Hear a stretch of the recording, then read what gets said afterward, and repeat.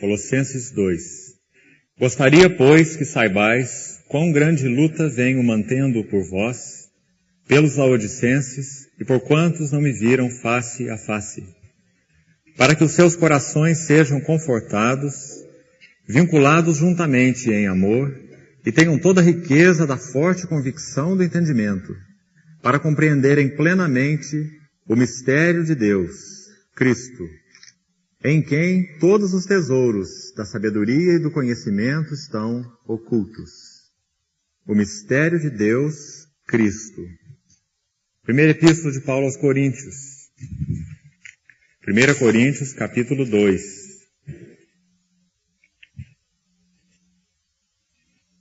Vamos ler a partir do verso 6. Entretanto, expomos sabedoria entre os experimentados, não porém a sabedoria deste século, nem a dos poderosos desta época, que se reduzem a nada. Mas falamos a sabedoria de Deus em mistério, outrora oculta, a qual Deus pré-ordenou desde a eternidade para a nossa glória.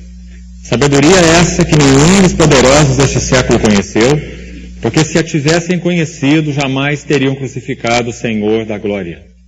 Mas como está escrito, nem olhos viram, nem ouvidos ouviram, nem jamais penetrou em coração humano o que Deus tem preparado para aqueles que o amam. Mas Deus no-lo revelou pelo Espírito, porque o Espírito a todas as coisas perscruta, até mesmo as profundezas de Deus. A sabedoria de Deus em mistério, outrora oculta. Vamos orar.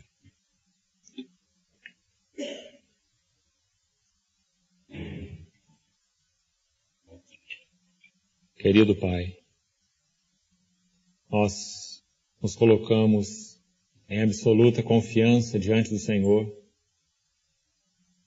debaixo da Tua provisão, debaixo da Tua habilitação e suficiência, para que o Senhor nos conceda o privilégio de tocarmos a Ti mesmo uma vez mais através da Tua palavra. Desejamos que a palavra escrita opere em nós como palavra viva, espada afiada de 2 gumes. Queremos acolhê-la em nossos corações, porque ela é poderosa para salvar nossas almas. Nós nos colocamos nessa condição diante de Ti, confiados, Senhor, unicamente no acesso que temos por meio do nosso Senhor Jesus. Cobre-nos com Teu precioso sangue e fala-nos ao coração, em nome de Jesus. Amém. Irmãos, hoje nós vamos ter o último período com relação a essa abordagem panorâmica que nós estamos fazendo com respeito aos fundamentos da nossa fé. Eu disse aos irmãos que nós iríamos usar, então, 4 períodos, sendo este o último, para que depois, quando retornássemos, após o nosso irmão Newton liberar o seu encargo diante do Senhor nesse estudo, que ele tem tido desejo, nós então iremos retornar a esses pontos calmamente. Os irmãos se lembram que nós falamos a respeito da confissão da nossa fé, os alicerces da nossa confissão. Irmãos, é claro que esses 8 itens que eu citei, eles de forma alguma esgotam o assunto. Apenas rapidamente para que você tenha um entendimento desse mapa de uma forma mais clara. Nós colocamos 8 itens. Eu vou repeti-los aqui apenas em sequência rápida. Porque eu gostaria de dizer que esses 8 itens, embora eles sejam a essência, é claro que eles não esgotam nem mesmo aquilo que é essencial. Eles são a essência, mas não esgotam o que é essencial. Porque unidos a eles, se nós iremos ver depois com mais detalhes, existem doutrinas muito importantes, essenciais mesmas na palavra, que não foram diretamente mencionadas nesses 8 pontos. Mas que então nós poderíamos agregar, e é o que faremos quando voltarmos nesses pontos. Nós vamos agregar essas doutrinas a estes pontos essenciais. Então vou citar um exemplo para os irmãos. Quais foram esses 8 alicerces de nossa confissão que nós citamos aqui? O primeiro deles é a Trindade. É uma das mais grandiosas revelações de toda a Bíblia. O Deus triuno. Uno em essência, trino em pessoas. Sem essa visão, nós não compreendemos a revelação bíblica em hipótese alguma. Nada que decorre dessa revelação pode ser compreendido sem esse foco. Não compreendemos a encarnação. Quem que se encarnou? Nós não compreendemos a expiação. Quem morreu por nós? Sem compreendermos a Trindade. Quem é Deus? Né? Então, por isso nós temos essa ordem. Primeiro, Trindade. É uma das revelações mais grandiosas da Bíblia. Primeiro alicerce. Depois nós vimos a encarnação. Uma sequência. O Filho, a segunda pessoa da Trindade, se encarnou. Então, encarnação, segundo alicerce. O terceiro que nós citamos, expiação. Esse Filho que se encarnou, ele não caiu na terra apenas para exercer um ministério terreno. Ele caiu na terra para morrer. Se o grão de trigo caindo em terra não morrer, fica só. A vida do Senhor é uma vida destinada à morte. Então, expiação é o terceiro alicerce. Trindade, encarnação, expiação. Depois, o quarto alicerce que nós citamos, justificação pela fé. Agora nós estamos vendo os benefícios decorrentes da expiação. A primeira verdade importante, como consequência da expiação, é a justificação pela fé. Sem a qual nós também perdemos de vista todas as outras. Não compreendemos o que é salvação sem a justificação pela fé. Não compreendemos o que é a santificação. Não compreendemos nada sem um conceito adequado de justificação pela fé. Então esse seria o quarto alicerce. Depois o quinto nós colocamos debaixo do nome de ressurreição. Se Cristo não ressuscitou, é vã a nossa fé. E ainda permanecemos nos nossos pecados. É isso que Paulo diz. Porque a ressurreição é um alicerce. Se Cristo não ressuscitou, nós pregamos em vão. Nós vivemos em vão. É pela sua ressurreição que ele pôde repartir a sua vida com a igreja. Se ele fosse retido pela morte, ele não teria vida a repartir. Não teria vida a nos dar. Então a ressurreição é um alicerce. Quinto alicerce. Depois nós falamos sobre o Espírito Santo. Sexto alicerce. O Espírito Santo é um tremendo alicerce da nossa confissão. Todos aqueles que não compreendem bem a doutrina do Espírito Santo não compreendem bem a vida cristã. Nem a natureza da igreja. Então, o Espírito Santo é o sexto. Depois nós falamos sobre o sétimo, o corpo de Cristo. A igreja. Tremendo alicerce da nossa confissão. Nós precisamos compreender bem a igreja, o que é a igreja, a natureza da igreja, a vida da igreja, o governo da igreja, o ministério da igreja, o ministério do corpo, verdades essenciais na nossa confissão. Então o sétimo alicerce seria o corpo de Cristo. E o oitavo alicerce seria o supremo propósito de Deus. Uma visão ampla desse conjunto todo. Como que nós juntamos então essas peças, cada uma no seu lugar? Supremo propósito. Seria o oitavo alicerce. E nós falamos que paralelo a todos esses 8, nós iríamos também abordar alguma coisa sobre a palavra escrita de Deus, a Bíblia. Esses 66 livros, que são um só, que nós temos então em nossas mãos. A auto-revelação de Deus. A Bíblia Sagrada, esse tremendo livro. Que nós colocamos aqui como um paralelo, né? A esses 8 alicerces. Porque é da Bíblia que nós tiramos todos os 8. Sem a Bíblia, como nós compreenderíamos a Trindade? Sem a Bíblia, como que nós compreenderíamos a encarnação?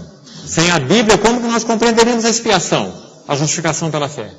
Então a Bíblia, ela é o fundamento, né? Ela é a fonte de todos esses 8 alicerces.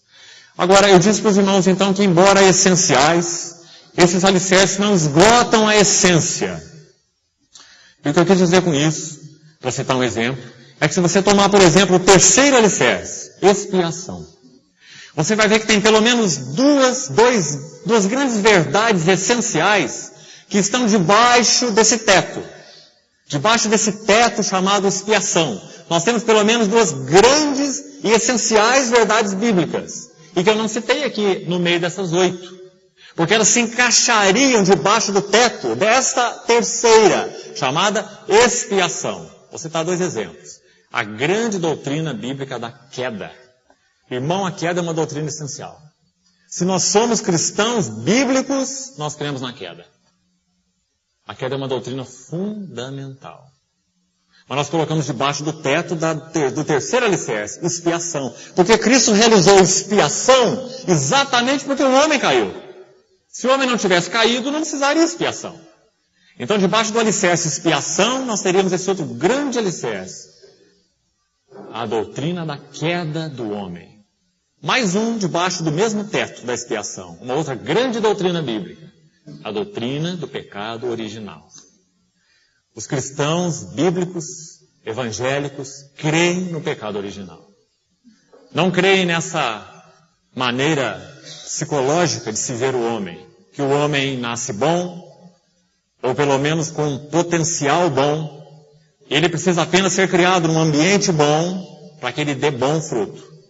A Bíblia não ensina isso. A Bíblia ensina que o homem nasce mau, completamente depravado, destituído da glória de Deus e debaixo da ira de Deus. Essa é a doutrina do pecado original. Nós morremos em Adão. Nós pecamos em Adão. Em Adão todos morrem, é o que Paulo diz em Romanos. Não é? Então essa é uma grande doutrina bíblica. Irmão, qual é a sua posição com relação a essa doutrina?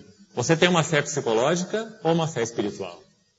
Você crê na doutrina do pecado original? Você crê que aquele nenenzinho que você vê no berço e fala assim, que anjinho, na verdade é um grande pecadorzinho? E que na medida em que ele for crescendo, crescendo e crescendo, ele vai produzir pecado, pecado, pecado e pecado. Só o que ele vai fazer, sem ninguém ensinar para ele. Isso é o que se chama doutrina do pecado original. Por isso o Senhor Jesus realizou expiação. Então os irmãos vejam que debaixo desse terceiro alicerce chamado expiação, debaixo desse teto grandioso, nós temos algumas verdades que também são essenciais. Não é? Então, achei necessário dar essa explicação para você, para que você não ache que os 8 alicerces esgotam absolutamente o assunto. Mas, os 8 alicerces são a essência. De tal forma que você vai poder colocar todos, veja bem, todos os assuntos bíblicos essenciais debaixo dos 8 alicerces. E é isso que nós vamos procurar fazer quando retornarmos a isso. Amém? Ficou claro? Vamos voltar então e dar um passo a mais do que nós fomos na reunião anterior. Na reunião anterior, o que nós fizemos? Nós procuramos sair desse olhar de frente para esses 8 alicerces e buscarmos um olhar de costa, né? Digamos assim. Nós procuramos ver que essa questão, esses alicerces da nossa fé, da nossa confissão, eles são abordados na Bíblia debaixo do nome mistério. Lembra? Então nós, na reunião passada, na verdade, analisamos um único texto. Não tivemos tempo para mais. Apocalipse 10, 7. E nós vimos que aquele texto diz que quando o 7º anjo tocar a sua trombeta, a 7ª trombeta então, João, no seu livro da Revelação Apocalipse, ele diz assim, então, quando o 7º anjo tocar a 7ª trombeta, se cumprirá, no singular, o mistério de Deus. Ele fala então de um grande mistério, no singular. O mistério de Deus vai se cumprir. Quando? Quando o 7º anjo tocar a trombeta. Aí nós fomos em Apocalipse 11, versículo 15, procurar ver quando esse último anjo vai tocar essa trombeta. E nós vimos que esse último anjo vai tocar essa última trombeta imediatamente antes do milênio. Imediatamente antes do Senhor Jesus ser revelado visivelmente, não ocultamente, não só para a igreja naquela vinda oculta, mas quando ele se revelar a todo olho sobre a terra e estabelecer o seu reino nessa terra. Então Apocalipse 11, 15 nos explica o capítulo 10, versículo 7. Que diz assim então que quando o 7º anjo tocou a trombeta, houve-se vozes no céu. E aquelas vozes diziam assim, o reino do mundo se tornou do Senhor e do seu Cristo e ele reinará pelos séculos dos séculos. É a voz que antecede o milênio, o reino de Cristo nessa terra. Não é? Então agora nós compomos um quadro. O mistério de Deus irá se cumprir em plenitude antes do Senhor Jesus se revelar a essa terra e estabelecer o seu reino. Isso já ficou claro em Apocalipse para nós. Agora nós vamos fazendo perguntas para trás e não para frente. Porque para frente o assunto é o reino. O Senhor vai reinar junto com seus santos. Vamos fazendo perguntas para trás. O que é o mistério de Deus? Apocalipse 10:7 diz que esse mistério vai se cumprir em plenitude quando o Senhor Jesus se revelar e estabelecer o seu reino. O mistério de Deus se cumprirá. O que é o mistério de Deus? Agora vamos então para trás. Vamos ver alguns textos. O primeiro foi o que eu li para abrir a reunião. Olha o que Colossenses 2 diz então sobre o mistério de Deus. Colossenses capítulo 2. Finalzinho do versículo 2. Irmãos, para Paulo era tão tremenda essa visão do mistério de Deus e do que compunha esse mistério, que quando ele ora pelos colossenses, e não apenas por eles, ele diz aqui, mas também pelos de Laodiceia, os laodicenses, e por outros mais que não haviam visto Paulo face a face, né? Ele diz isso aí no verso 1. Olha como ele ora no verso 2. Para que os seus corações sejam confortados, sejam vinculados, tenham vínculo, estejam juntos, amarrados, ligados uns com os outros. Sabe por quê? Ninguém vai poder compreender o mistério de Deus com clareza sozinho. Ninguém. Ninguém tem suficiência para isso. Nós somos apenas homens. E no corpo nós somos apenas membros. Eu preciso estar vendo com mais clareza através de um irmão daqui, outro irmão dali, outro irmão de lá, ministérios, dons de Deus à igreja, como Paulo fala mesmo em Efésios, né? E através especialmente desses ministérios, especialmente, não somente, mas especialmente, apóstolos, profetas, evangelistas, pastores, mestres, o corpo de Cristo sendo enriquecido na visão do mistério de Deus. Então Paulo usa a palavra vinculados. Os irmãos vejam que a igreja não pode ser vivida, a experiência da igreja, numa vida isolada. Não é? Nós somos corpo, e como corpo precisamos viver. Nós somos membros de um corpo, e como membros precisamos viver. Então Paulo fala assim, vinculados, juntamente, em amor, e tenham toda a riqueza da forte convicção do entendimento. Paulo parece que não tem palavra, né? Ele está acumulando palavra em cima de palavra. Ele não fala só entendimento, nem só convicção de entendimento, mas uma forte convicção do entendimento. E ainda não só isso, uma riqueza da forte convicção do entendimento. Palavra demais para dizer uma coisa só. Não é? Os irmãos vejam que ele vai acumulando palavras. Uma riqueza da forte convicção do entendimento. Tão grande é esse mistério. Não é? Para que vocês compreendam plenamente. Olha a palavrinha plena, que Paulo gosta tanto, né? Derivado do pleroma grego. Plenitude. Né? Pleno. Compreenderem plenamente. O quê? O mistério de Deus. Que lá em Apocalipse diz, quando os 7 anjos tocaram a trombeta, se cumprirá o mistério de Deus. Ele vai se cumprir lá. Mas ele já é uma realidade agora. Esse mistério de Deus é uma realidade há 2000 anos. Esse mistério de Deus já é um mistério aberto. Não é um mistério oculto. É um mistério rasgado. É um mistério revelado. Paulo fala para os Efésios que foi revelado aos santos apóstolos e profetas no Espírito. Então hoje nós vamos usar o nosso tempo para ir assim andando para trás. E vermos várias menções no Novo Testamento da palavrinha mistério. E vermos como que cada menção nos ajuda a compreender um pouquinho do que esse maravilhoso mistério significa. Irmão, se nós não tivermos tempo para fazer tudo isso essa noite, eu queria que você pegasse uma concordância bíblica, uma chave bíblica, e não deixasse de fazer isso por você mesmo. Não deixe. Busque na sua chave bíblica a palavrinha mistério e leia todos os versículos onde essa palavra aparece. Você vai ver que você estará montando como que um quebra-cabeça. Esse mistério da piedade, mistério da fé, mistério do evangelho, mistério da palavra de Deus, mistério de Cristo, mistério de Deus, mistério da fé. Todas essas palavras são usadas. E você vai ver que em cada versículo que menciona essa palavrinha, você ganha uma maior compreensão do mistério, no singular, e não dos mistérios. Como se Deus tivesse um mistério aqui, outro mistério lá, e nós fomos pulando de mistério em mistério. Esse não é o nosso Deus. Isso é o esoterismo. Essa é a doutrina do Rosa Cruz, do Eubiota, do maçom, mas não da igreja. A igreja não vai de mistério em mistério. A igreja tem uma revelação única de um único mistério que é multicolorido, multifacetado, mas um único mistério. Então nós olhamos por um lado, olhamos por baixo, olhamos por trás, olhamos por cima, mesmo mistério. Então a palavra mistério é usada como que holofotes, lançando luz sobre o mesmo mistério. Por isso você vê no singular, o mistério de Deus. Cumprir-se-á o mistério de Deus único. E aqui em Colossenses, o de novo mistério de Deus. Vamos prosseguir então a partir daqui. Aqui já vai nos ajudar com a próxima palavra, Cristo. Né? Qual é o mistério de Deus?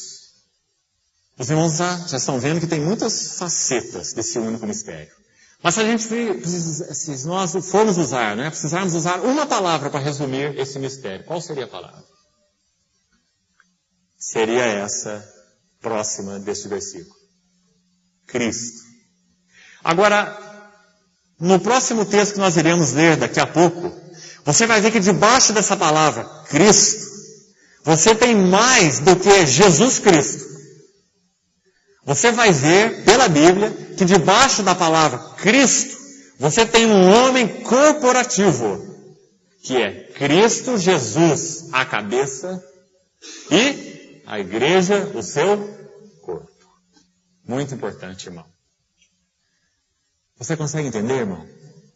Quando o Senhor Jesus ressuscitou, o cabeça desse mistério de Deus, ele já entrou no céu. O cabeça já está nos céus, Cristo. Cristo Jesus, homem.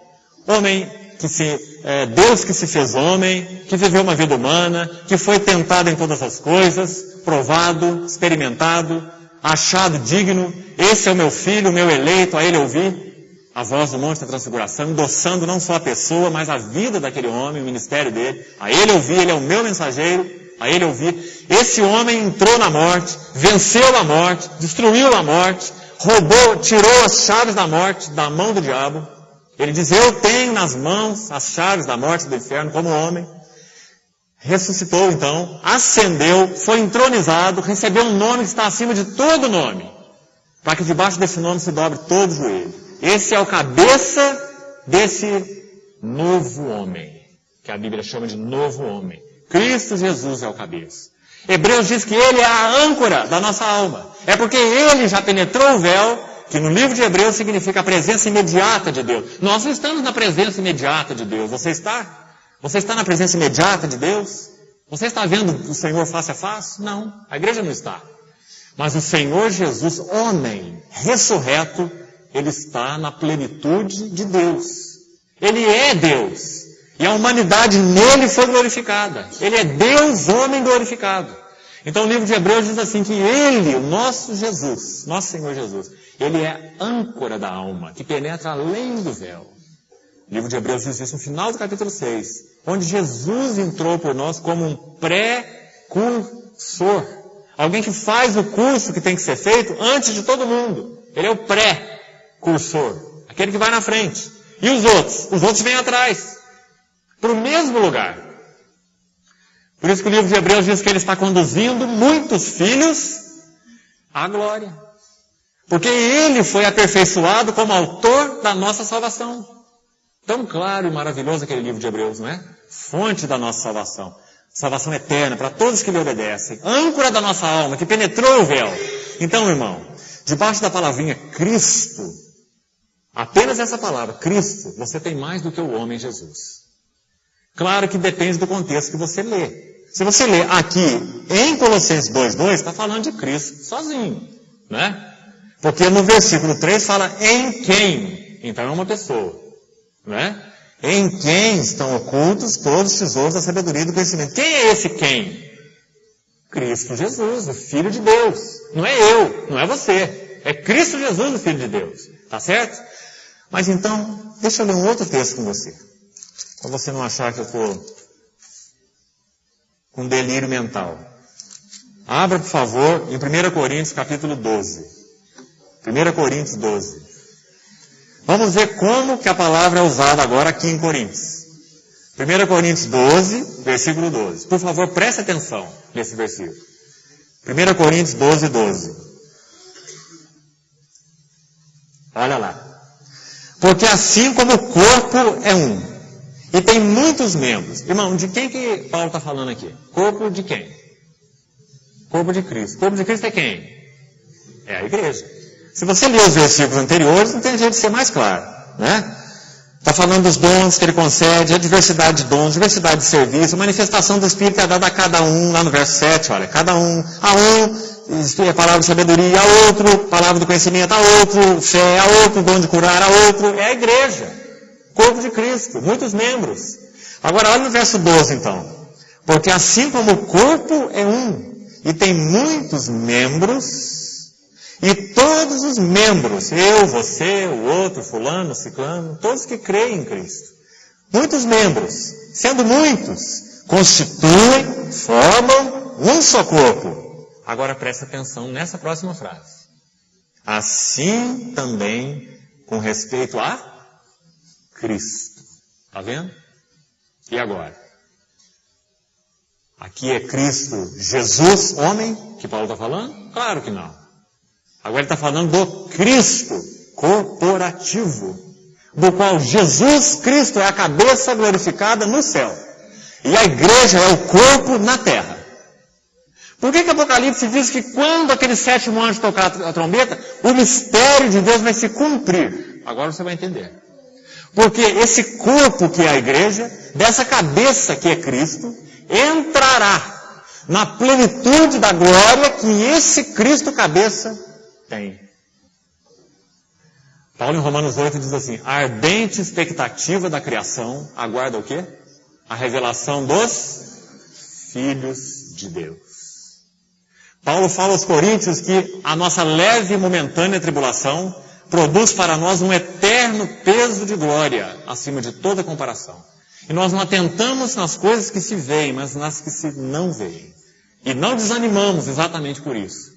Porque todos os propósitos das aflições, dos sofrimentos, das tribulações, é fazer com que esse corpo, debaixo das dores, ele possa ser amadurecido, aperfeiçoado, e possa entrar na glória, que Cristo já entrou. Por isso que o livro de Hebreus diz que ele está conduzindo muitos filhos à glória.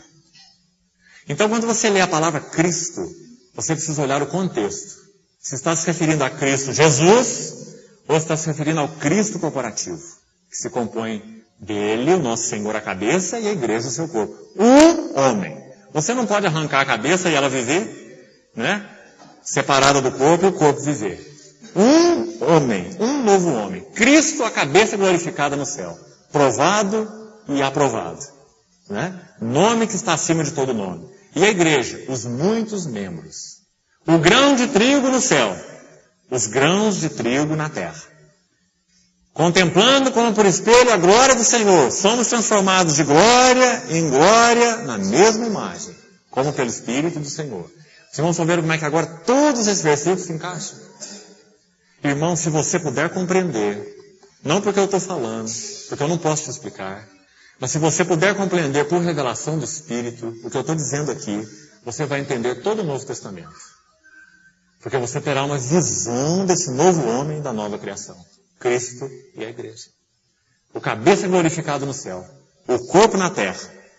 Sendo aperfeiçoado por sofrimentos e tribulações. De fé em fé. Graça sobre graça. De glória em glória. De força em força.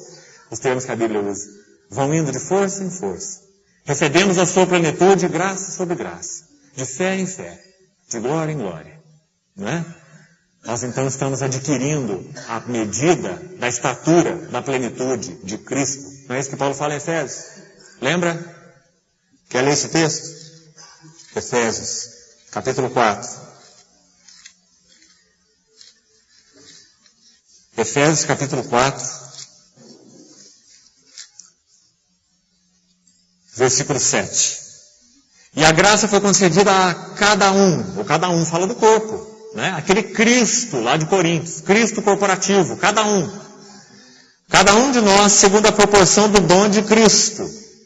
Por isso diz, quando ele subiu aos alturas, esse Cristo aqui é Cristo Jesus mesmo, né? Esse Cristo Jesus é que concedeu a sua graça a cada um, que é o seu corpo, a igreja. Ele subiu aos alturas, levou cativo o cativeiro e concedeu dons aos homens, ou mais literalmente, homens como dádivas. Porque ele está falando dos ministérios cristãos, que são dons de Cristo à igreja. Eles foram resgatados por Cristo e são dados a Cristo. aliás, a igreja, como dons do próprio Cristo, né?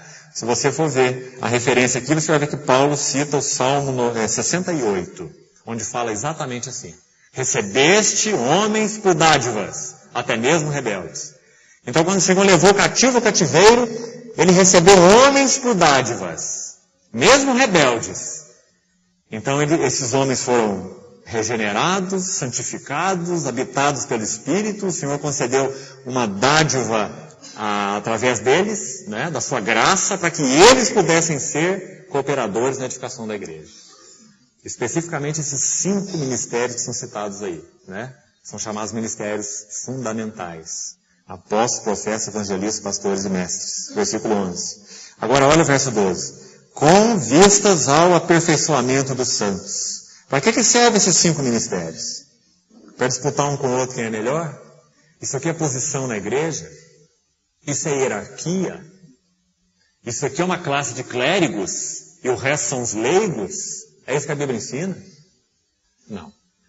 A Bíblia ensina que esses homens são dons, que esses homens são dádivas para o aperfeiçoamento dos santos. Esses homens não estão sobre a igreja. Esses homens estão sob a igreja. Eles são alicerces, fundamentos.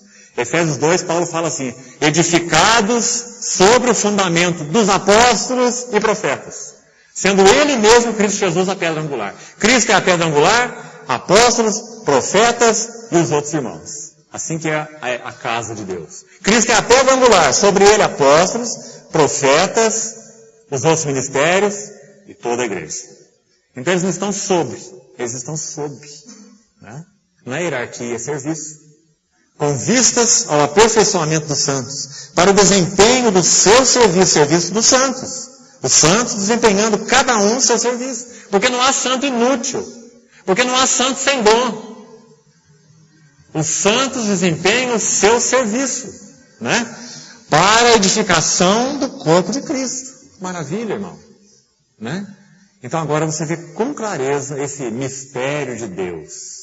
Cristo, ou Cristo Jesus a cabeça, a igreja, muitos membros do seu corpo. Quando que vai se cumprir esse mistério de Deus plenamente? Quando o 7º anjo tocar a 7ª trombeta. Por quê? Porque quando ele tocar a última trombeta, uma parte final desse mistério vai se cumprir. Você quer ver? Abra lá em 1 Coríntios 15. Se você nunca ouviu isso, irmão, eu estou falando aqui, eu acho que eu posso estar jogando um caminhão de melancia no seu colo. Mas eu não tenho receio de fazer isso. Você vai poder voltar nesses textos devagar, se você está anotando. Você vai poder pegar a fita para ouvir de novo. O que importa, não se apavore, é que você tenha pelo menos uma visão do todo, uma visão do quadro. Para que você depois possa ir vagarosamente. Porque esse é um assunto de meditação.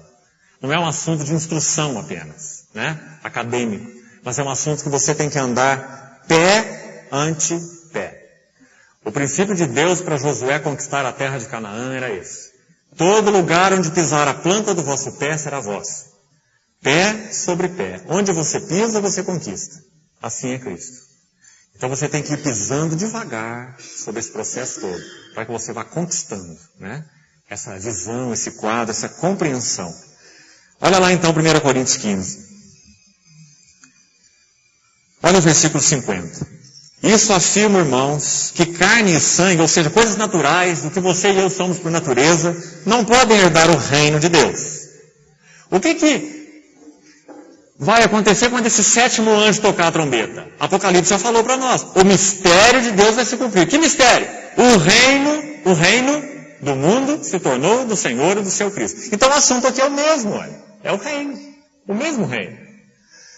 Carne e sangue não podem herdar o reino de Deus, nem a corrupção herdar a incorrupção. Agora, olha o verso 51, o que está escrito aí? Primeira frase. Eis que vos digo o quê? A palavrinha, nossa aí, mistério. Né?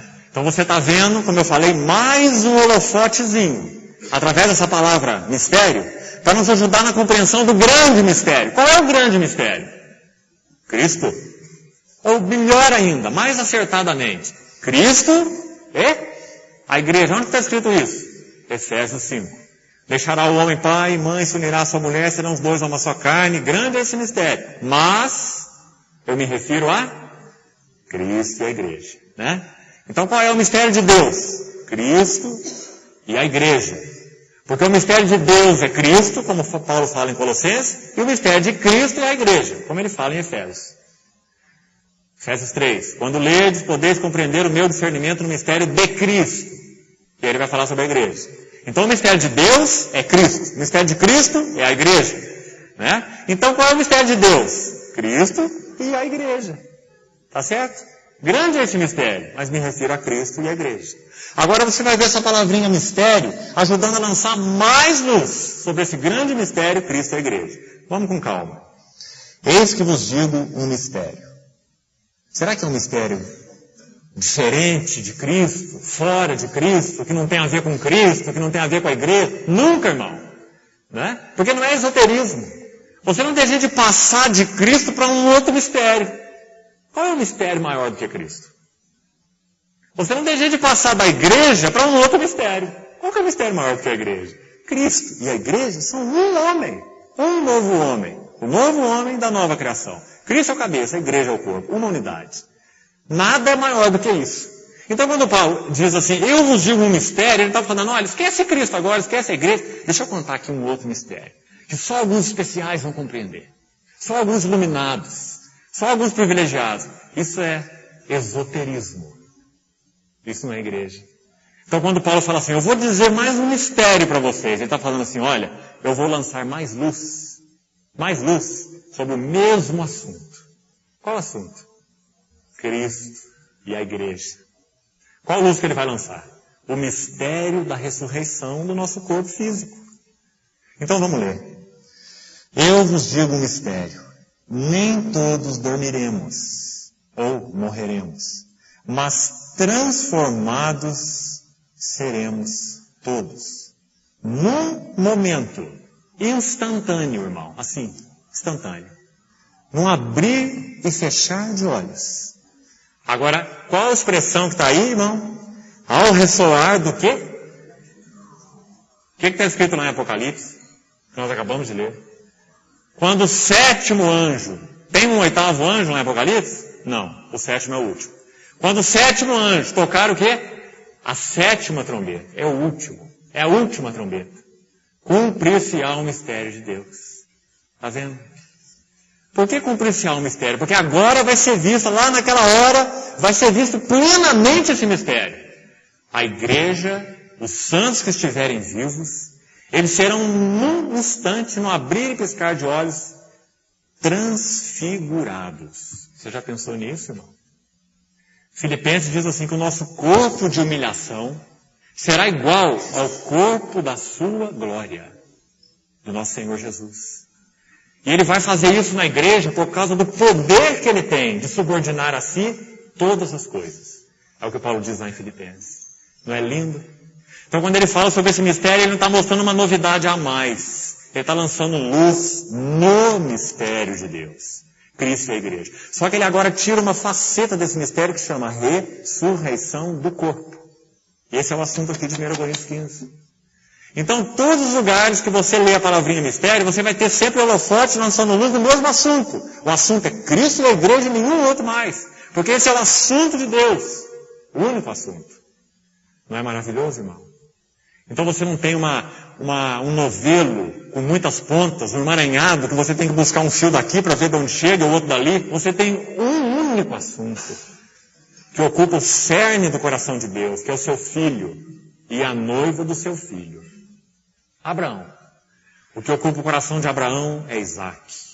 Mas não é só Isaac. Quando Abraão já está velhinho, Isaac já está amadurecido, aí Abraão chama o seu servo Eleazar, ou Eliezer, que é uma figura do Espírito Santo, e ele se preocupa com mais alguém do que o seu filho. Com quem mais que Abraão se preocupa? Rebeca, que é uma figura da igreja. Então ele chama Eliezer, que é o seu servo, figura do Espírito Santo, e fala para Eliezer assim, olha, você vai jurar que você vai ao meu povo procurar lá a esposa para o meu filho. Abraão, tipo de Deus Pai, no Velho Testamento. O que é que ocupa o coração de Deus? Dois assuntos que são um. o seu amado Filho, eterno Filho, em quem tem Ele todo o seu prazer. Exatamente por isso tem mais um assunto que ocupa o seu coração. Uma esposa digna para casar-se com seu filho. E essa esposa é a igreja. Os eleitos de Deus em Cristo, desde antes da fundação do mundo, que na sua história natural começaram não como santos, mas como pecadores, depravados e alienados debaixo da ira de Deus.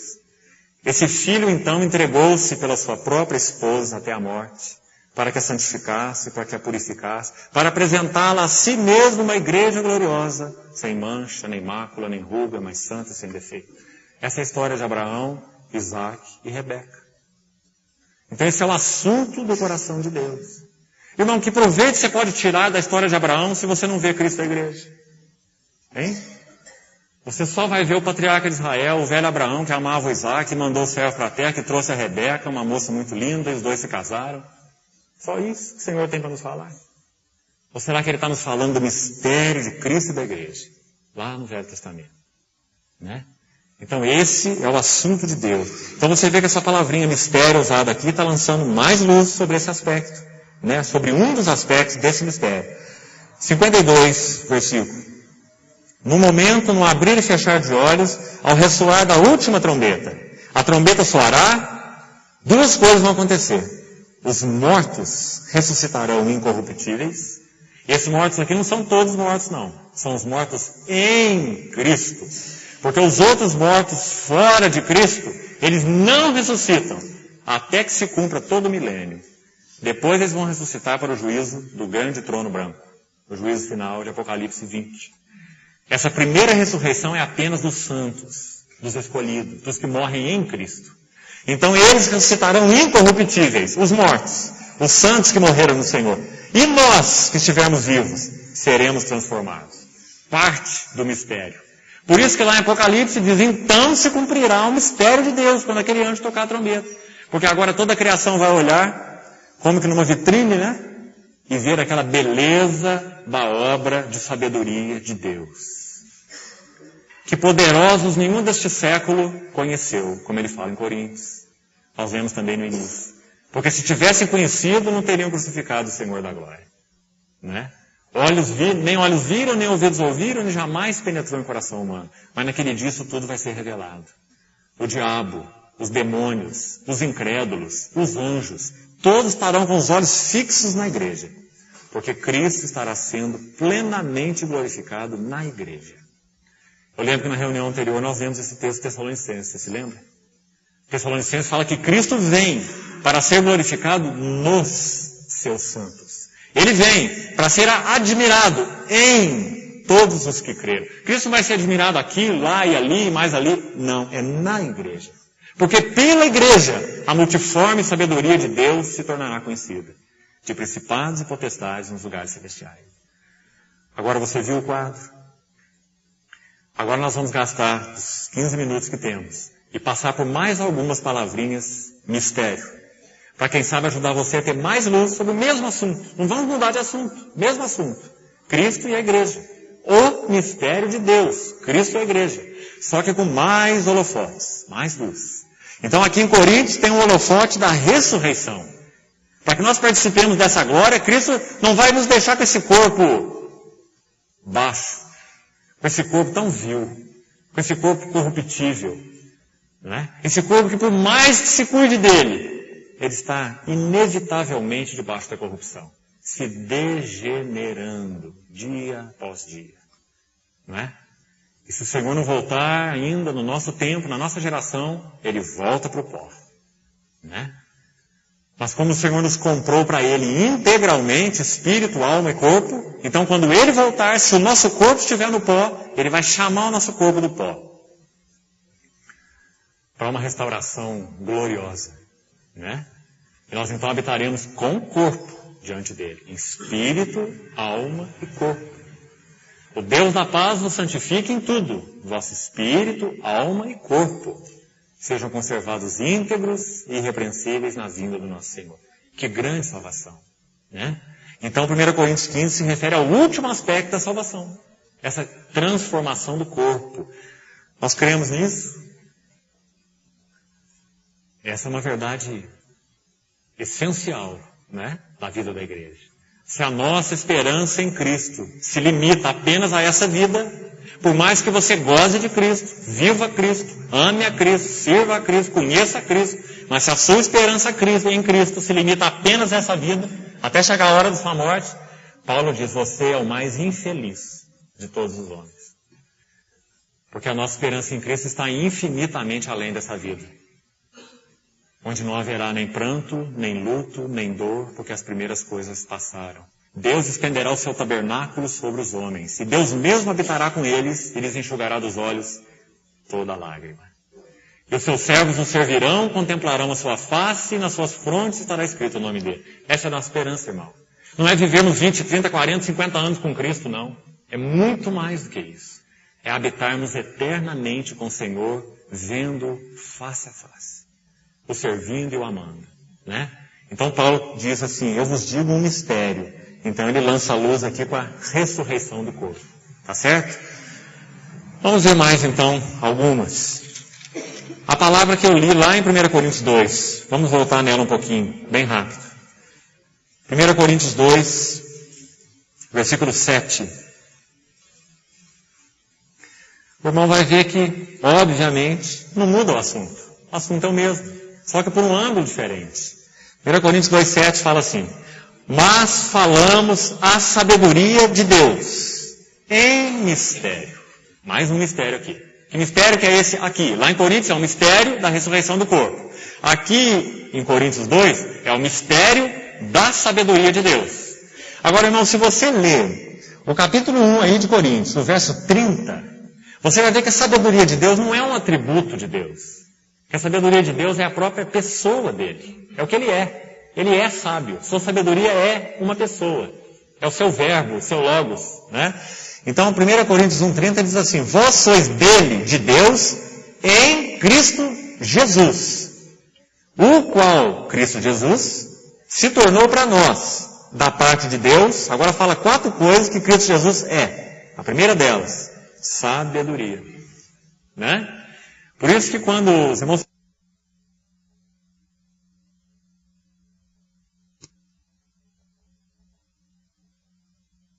esse Provérbios 8:12, em que a sabedoria ali fala como sendo uma pessoa, eu, a sabedoria, habito com a prudência. Lembra? Eu, a sabedoria. Porque a sabedoria de Deus é Cristo, é o seu verbo, é o seu logos. Né? Então, Cristo Jesus se nos tornou sabedoria. Então, se você for lá para o verso 7, 1 Coríntios 2,7, falamos a sabedoria de Deus. Quem que é a sabedoria de Deus? Nós acabamos de ler. É Cristo. Então, você podia mudar esse versículo assim, ó, mas falamos o Cristo de Deus. Né? Não está errado você fazer isso. Cristo é a sabedoria de Deus. Então, nós falamos do Cristo de Deus, da sabedoria de Deus em mistério. Agora ele vai mostrar mais luz sobre esse Cristo de Deus. Esse mistério, essa sabedoria de Deus. Olha lá. Outrora oculta. Cristo no Velho Testamento, irmão, só foi conhecido de forma profética ou teofânica. Só foi conhecido porque os profetas falaram dele em tantos textos. Isaías 53, por exemplo, não é? Ele foi oprimido e humilhado, não abriu sua boca, um cordeiro mudo perante o seu tosqueador. É Cristo, não é? Profetizado. Então, ou Cristo foi falado profeticamente, ou Cristo foi manifestado teofanicamente, como aquele anjo do Senhor. Aquele anjo que apareceu a Abraão, aquele anjo que apareceu a Gideão, aquele anjo que apareceu a Moisés. Teofanias. Não é? Mas não encarnado. Ele foi apenas profetizado ou manifestado naquelas teofanias. Por isso que Paulo diz, outrora oculta. Não é? Outrora oculta. Isaías não conheceu, Daniel não conheceu, Gideão não conheceu, Moisés não conheceu. Era oculta. Não é? Era profecia ou teofania, mas não era Cristo. Mas quando ele se encarnou, irmão, por isso a encarnação é tão essencial. O verbo oculto, o verbo foi no Velho Testamento só profetizado, só manifestado teofanicamente. Agora não, agora o verbo, ele mesmo, se fez carne e habitou entre nós. Irmão, olha o peso disso. Agora não é teofania, agora não é profecia, agora é encarnação. O Verbo se fez carne e habitou entre nós. Por que João dá tanta ênfase a isso, irmão? Você vê por que agora? Uma teofania não pode nos salvar. Uma profecia não pode nos salvar. Mas o Deus encarnado pode nos salvar. O Deus encarnado pode satisfazer a justiça de Deus e pode nos representar como homem, porque Ele é tanto Deus quanto homem. Então por isso que João se gloria tanto. João fala assim, nós vimos, nós ouvimos, nossas mãos apalpamos o verbo da vida. E a vida se manifestou. Não é isso que João fala? A importância, o alicerce da encarnação. Por isso que João fala assim que todo espírito, no seu falar, no seu agir, no seu pensar, no seu pregar, seja como for, que não glorifica Cristo, não procede de Deus. É o espírito do anticristo. Ele nega que Jesus veio em carne. Não é? Esse é o maior critério para nós julgarmos os espíritos na vida da igreja. Se a pregação tem mostrado Cristo, tem glorificado Cristo, tem sido cristocêntrica, tem revelado a divindade de Cristo, a humanidade de Cristo, a cruz de Cristo, o sangue de Cristo, não é? Qualquer pregação que não leve você a isso, irmão, é bobagem. Porque a pregação do Espírito Santo é cristocêntrica. Porque o mistério de Deus é Cristo. E porque fora de Cristo não há nenhuma sabedoria e nenhum conhecimento. É por isso que as filosofias são vãs. Porque em Cristo estão ocultos todos os tesouros da sabedoria e do conhecimento. Não é assim que Paulo fala em Colossenses? Então não sobrou mais para ninguém. A igreja é portadora de um depósito divino. Nós abrimos essa sessão de 4 mensagens falando isso, você se lembra? A igreja é portadora de um depósito divino. O que eu e você temos feito com ele? O mundo não o tem. As religiões não o têm. Os muçulmanos não o têm. Os budistas não o têm. Os filósofos não o têm. Só a igreja o tem. Ela é a casa de Deus. Coluna e baluarte da verdade. A filosofia é o homem apalpando e procurando chegar a algum lugar. O homem apalpando. Filosofia. A revelação é Deus falando e mostrando as coisas como realmente são. A igreja não vive de filosofia, ela vive de revelação. A revelação de Deus em Cristo. Né? Sabedoria outrora oculta nos tempos do Velho Testamento, a qual Deus pré-ordenou desde a eternidade. Olha como é que lança mais luz. Estava oculta, mas estava pré-ordenada. Ou seja, viria um tempo em que essa sabedoria de Deus seria manifestada em Cristo. Por que sabedoria, irmão? Por que sabedoria? Por que era uma coisa que ia ser um choque para anjos e até para demônios? Porque Deus iria resgatar os homens de forma justa e amorosa. Ele iria pagar o salário devido ao pecado, por causa do pecado, devido a Ele mesmo e não ao diabo. Ele iria pagar o salário do pecado a Ele mesmo, que é Deus, de uma forma que Ele, Deus, pudesse ficar satisfeito. Né? E Ele iria representar o homem de tal forma que o homem pudesse ser perdoado e resgatado. Então, nosso Salvador se fez Deus, homem. Por isso que lá em Timóteo, quando Paulo usa a palavrinha mistério, né, ele faz referência à encarnação. Né? A palavra mistério aparece lá em Timóteo também. Grande é o mistério da piedade. Aí ele diz, aquele que foi manifestado na carne. Mais um versículo com a palavrinha mistério que vai lançar mais luz sobre o mesmo assunto. Cristo e a igreja. Né? Então, essa sabedoria, ela pré-ordenada, desde a eternidade, mas não revelada. Pré-ordenada, né? Para a nossa glória, ou para a nossa recuperação, ou para a nossa restauração. Agora o versículo 8 diz assim, sabedoria é essa que nenhum dos poderosos desse século conheceu. Porque se a tivessem conhecido, jamais teriam crucificado o Senhor da glória. Você entende esse versículo 8? Você já procurou ver se você entende bem? Você já fez uma exegese desse versículo? Já procurou saber o que está escrito aí? Devia. Esse versículo está dizendo que se esses poderosos, Herodes, Pilatos, o sumo sacerdote Anás, Caifás, se eles soubessem quem era aquele homem, eles teriam colocado aquele homem preso, isolado, guardado dia e noite, e com uma tabuinha na porta escrito assim, este homem não pode morrer. Todo mundo pode morrer, menos esse. Porque se esse morrer, nós estamos arruinados. Mas porque eles não conheceram essa sabedoria, que pela sua morte e sua entrada na morte, ele ia destruir a morte, ele ia destruir o diabo, ele ia expor os principados e potestades à vergonha, triunfar na cruz. As duas coisas não combinavam na cabeça dos poderosos. Cruz é vergonha, cruz não é triunfo.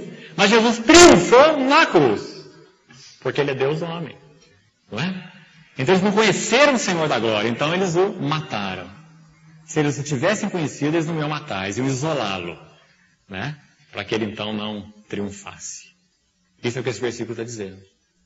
Mas como olhos não viram, ouvidos não ouviram, jamais penetrou em coração humano, então esses tolos, ignorantes, cumpriram o propósito de Deus, como a igreja primitiva orou, exatamente assim, lá em Atos 4. Ele fala assim: juntaram-se nessa cidade Pôncio Pilatos e Herodes e etc., autoridades, para fazerem tudo o que a tua mão e o teu propósito predeterminaram. Lembra a igreja orando? A igreja primitiva em Atos 4? Olha que visão que eles tinham, irmãos. Eles não tinham um entendimento que Cristo morreu por fatalidade, por destino, né? A semente da igreja estava sendo semeada na pessoa de Cristo, né? Agora olha o verso 10. Mas Deus nolo revelou. Lá no verso 7 diz outrora oculta. No verso 8 diz que nenhum poderoso conheceu. Tá certo? E no verso 10 diz que Deus o revelou. Revelação. Graça. Né? Outrora oculta na eternidade. No tempo, nenhum poderoso conheceu. No tempo, versículo 8. E no versículo 10, Deus nolo revelou, pelo Espírito. Porque o Espírito a todas as coisas perscruta, até mesmo as profundezas de Deus. Porque qual dos homens sabe as coisas do homem, senão seu próprio Espírito que nele está? Assim também as coisas de Deus, ninguém as conhece, senão o Espírito de Deus. Ora, nós não temos recebido o Espírito do mundo, e sim o Espírito que vem de Deus. Para que conheçamos. Revelação. Né? Deus nos revelou. O que por Deus nos foi dado gratuitamente.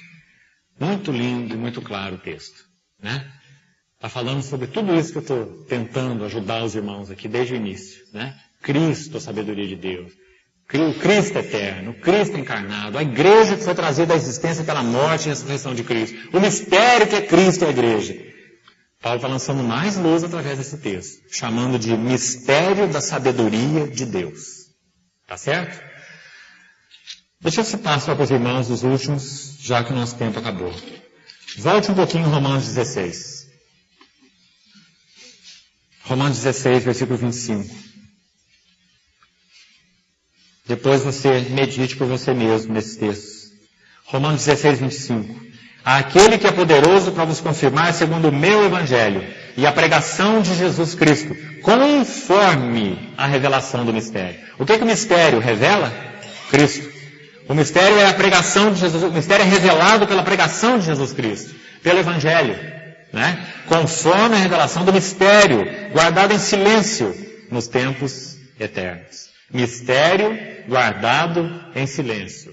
Mais uma palavrinha aí, se referindo à mesma coisa, né? Vamos dar uma olhada em outra, bem rápido, em outra menção dela. Efésios capítulo 3. Efésios 3, versículo 4. Eu já citei, só para os irmãos localizarem agora na Bíblia. Efésios 3, 4. Paulo fala assim: pelo qual, quando ledes, podeis compreender o meu discernimento no mistério de Cristo. No mistério de Cristo. Se você for ler os versículos seguintes, 5 e 6, você vai ver qual é o mistério de Cristo. No verso 6, por exemplo, ele fala: a saber que os gentios são cordeiros e membros do mesmo corpo. Esse é o mistério de Cristo. Corpo, a igreja. Né? E lá no 10 ele fala, para que pela igreja, multiforme sabedoria de Deus torne conhecido. No verso 8, ele usa de novo a palavra, no verso 9, né? No 8 ele diz assim, ó, a mim, o menor de todos os santos, me foi dada a graça de pregar aos gentios o Evangelho. O que é o Evangelho? O que o Evangelho anuncia? As insondáveis riquezas de Cristo.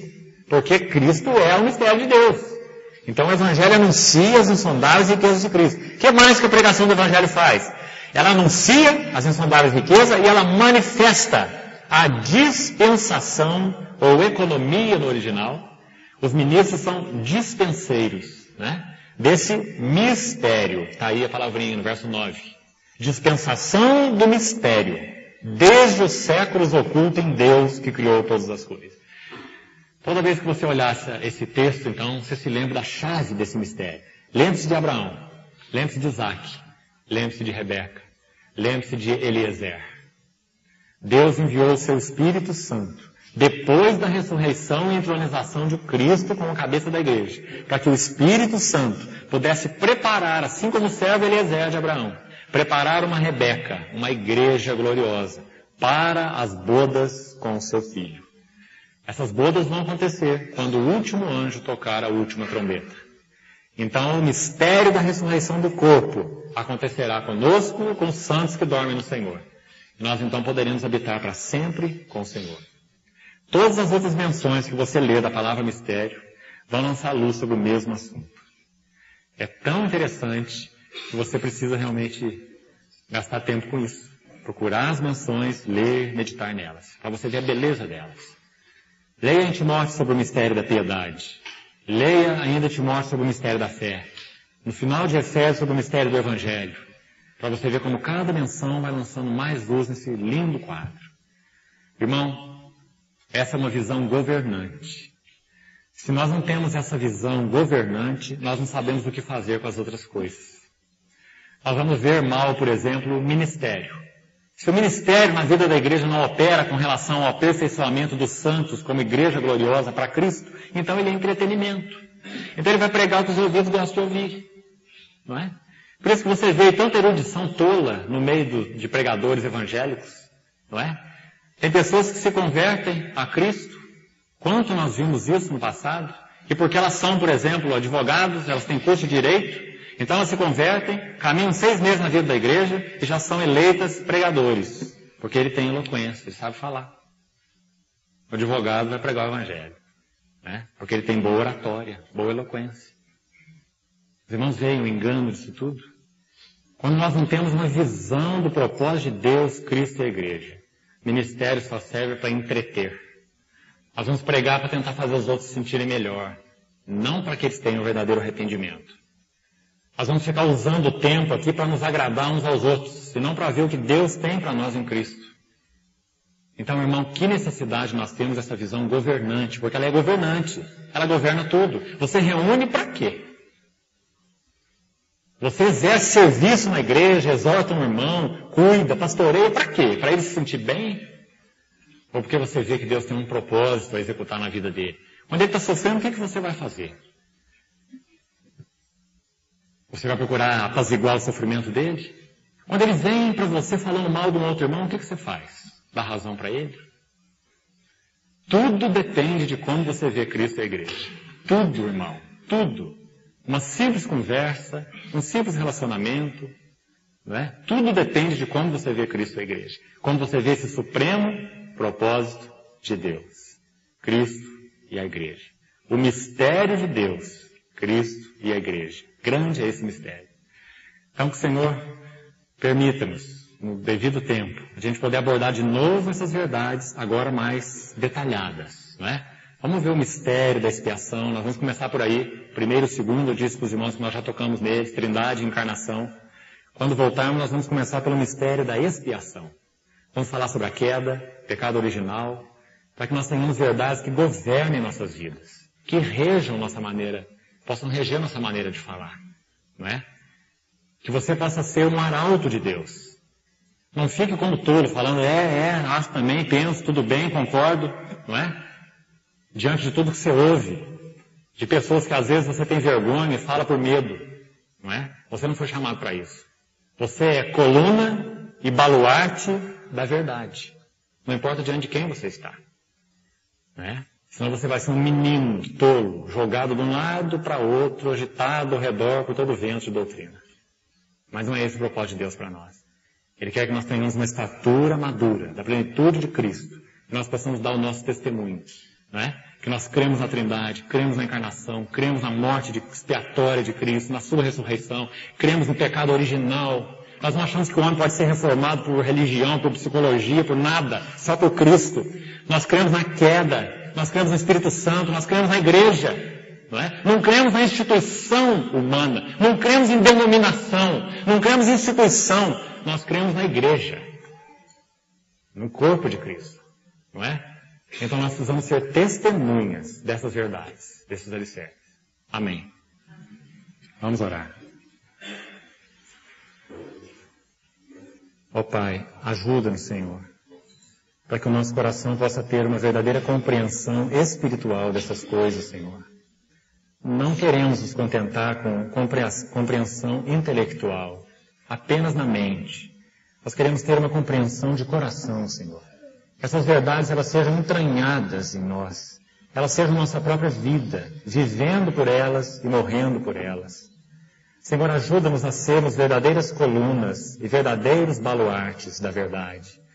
Não nos deixe nos intimidar pelos adversários. Dá-nos um espírito de ousadia, mas também de mansidão, de temor e de moderação. Ajuda-nos, Senhor. Dá-nos esse equilíbrio que é Teu. Nós pedimos ao Senhor que nos desafie, Pai, com Tua palavra, com as Tuas verdades, com o Teu evangelho, com esse mistério guardado no Teu coração. Que o Senhor desafie o nosso coração, a compreensão e a vivência, Senhor, prática do que o Senhor tem para nós. Aquilo que o Senhor desde a eternidade pré-ordenou para a nossa glória. Nós agradecemos por participar desse mistério, Senhor. Mas nós pedimos a Ti que nos dê uma experiência maior dele, uma realidade maior dele, para que a nossa vida seja regida por essa visão, governada, e nós possamos ser verdadeiramente sal e luz, Senhor, nessa terra. Nós te pedimos, opera em nós, em nome de Jesus. Amém.